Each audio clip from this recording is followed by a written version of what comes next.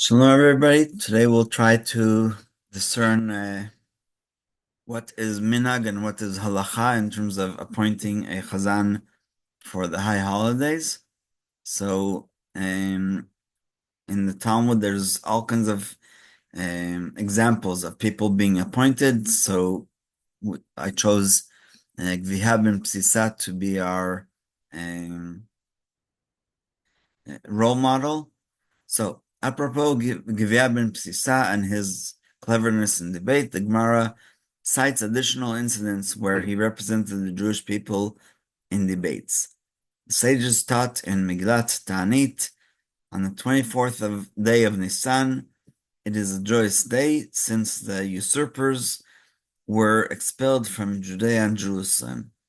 When the people of Africa came to judgment with the Jewish people before the Emperor Alexander of Macedon, aka Alexander the Great. They said to him, "The land of Canaan is ours as it is written, and this is as written in our Torah. This is the land that shall fall to you as an inheritance, the land of Canaan, according to its borders." By the way, the land of Israel is never called the land of Israel in all of the five books of Moses. It's always called the land of Canaan, and the Talmud somewhere else said that the reason why is because even though they knew that it wasn't going to be theirs forever, they still cultivated it. Imagine if, like, let's say, year 10 coming out of Egypt, they already knew for sure that the Hebrews are marching towards their land and are going to be promised that land. Imagine if they just said, what's the point of sowing and harvesting our fields? It's not going to be for us anyway. And so Hashem gave them a reward that because they did continue to cultivate it, even as Rahab told the spies that Joshua sent that Canaan will be given over to the Israelites, they still continued to cultivate it and to build houses and to plant fields and fruit trees, etc., etc. So, and the people of Africa said, referring to themselves, Canaan is the forefather of these people. And so Gviya ben Psisa answered them, and before he answered them, he actually had a small negotiation with the rabbis, with the sages. Gviya ben Psisa said to the sages, "Give me permission, and I will go and deliberate with them before Alexander the Great. If they will defeat me, say to them, you have defeated an ordinary person from among us." And that word ordinary is going to be important for our discussion. "And until you overcome our sages, it is not victory. And if I will defeat them, as he expected, say to them, the Torah of Moses defeated you, and attribute no significance to me." The sages gave him permission, and he went and deliberated with them. And so what was his proof from the Torah of Moshe? Givia ben Psisa said to them, "From where are you citing proof that the land of Canaan is yours?" They said to him, "From the Torah." Givia ben Psisa said to them, "I too will cite proof to you only from the Torah, as it is stated." And he said, "Cursed will be Canaan, a slave of slaves shall he be to his brethren, Japhet and Shem." And with regard to a slave who acquired property, the slave belongs to whom, and the property belongs to whom. The slave, according to the Jewish law, and his property belong to the master. And moreover, it is several years now that you have not served us, so therefore, not only are you not entitled to the land, but you actually have to give us what you did produce from the land during the time that it was in your hands. So, sorry. So this is what Rav Melamed says, and we'll bring other references from the Talmud as well.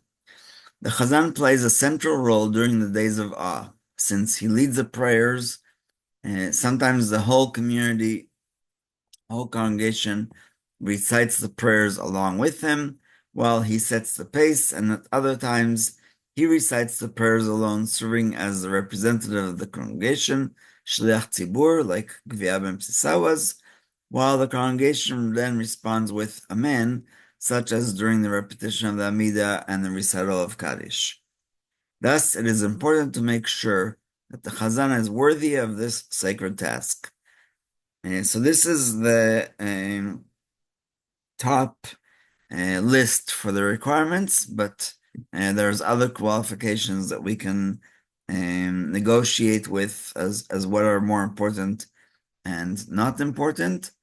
So let me just share with you the screen of what it says about in the Musaf prayer.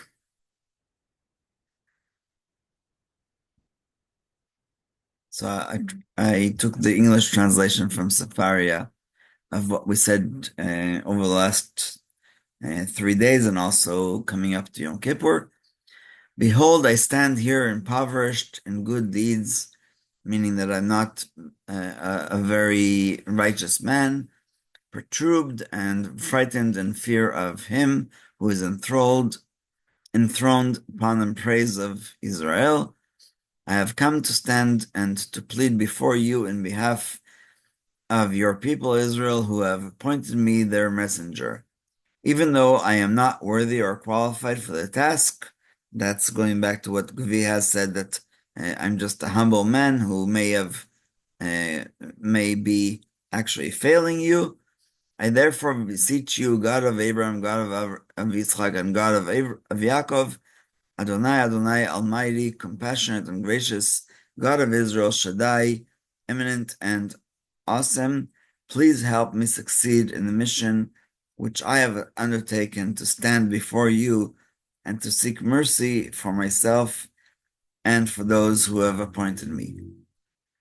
Do not hold them responsible for my sins, just like Gvia said to the rabbis that if I am mistaken and are not successful in my representation, don't hold me accountable, nor condemn them for my iniquities, as I am a sinner and a transgressor. Let them not be disgraced through my transgressions. May they not be ashamed of me, nor may I be ashamed of them. Accept my prayer as the prayer of one who is mature and experienced in prayer, and as one who is respected, one whose beard is full grown, whose voice is pleasant, and who is pleasing to his fellow human being. Rebuke Satan that he not accuse me. We actually say that this in an undertone, and may our assembling be acceptable to you with love. So let's just conclude with reading what Rav Melamed says about the qualifications of the Chazzan, qualities and qualifications. And let them not be disgraced. Accept my prayer as the prayer of one who is mature and experienced in prayer, and as one who is respected, whose beard is full grown, whose voice is pleasant, and who is pleasing to his fellow men. Rebuke Satan that he not accuse me.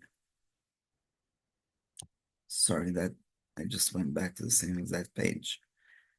I did not mean to do that. Let's go back to Rav Melamed.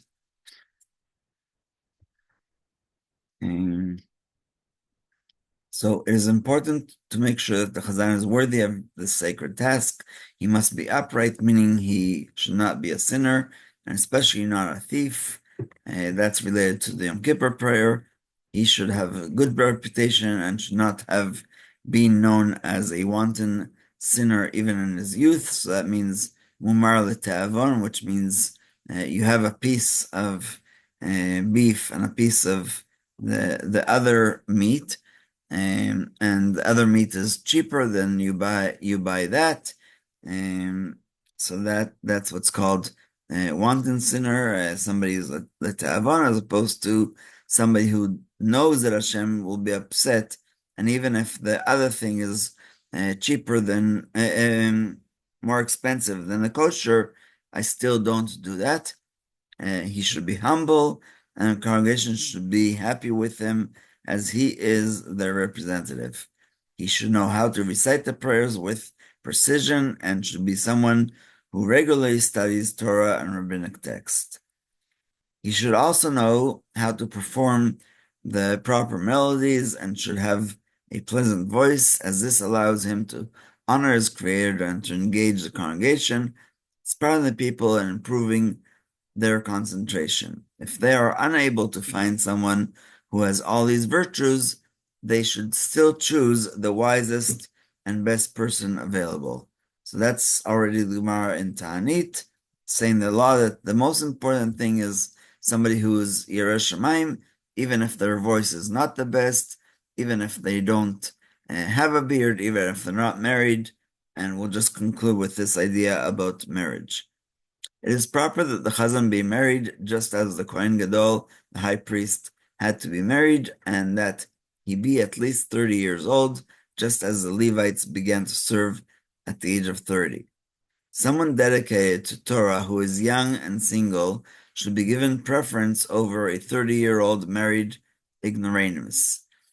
Even if the choice is between an older man who has a good voice and is well liked, but is ignorant, does not understand the prayers and makes mistakes reciting them, or a youth of 13 who does not know the melodies but understands the prayers, the youth is preferable. A long-standing Chazzan not be replaced even if a better candidate is available, unless there is something specific which now disqualifies him. So, even though we went a little bit over time, I'll just tell you a quick story that I think I shared with some of you. I came here 15 years ago to Fredericton, and the high holidays where I was supposed to lead, they already hired a cantor, and it was because they didn't know for sure that they will still have that they will have a rabbi, and that cantor stayed in the apartment that I already rented on September 1st.